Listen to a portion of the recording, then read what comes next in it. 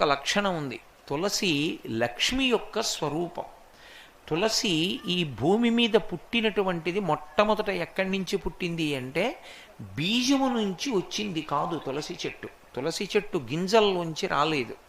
తులసి చెట్టు వృంద అనబడేటటువంటి మహాపతివ్రత యొక్క శరీరము దగ్ధమైనప్పుడు ఏర్పడినటువంటి బూదిలోంచి విత్తనాలు చేశారు బ్రహ్మగారి యొక్క అనుగ్రహం చేత.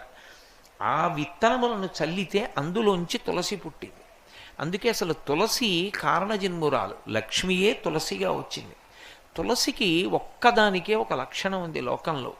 తులసి సమస్త పాపములను హరిస్తుంది. ఎందుచేత హరిస్తుంది అంటే దాని గురించి పురాణంలో ఒక మాట ఉంది.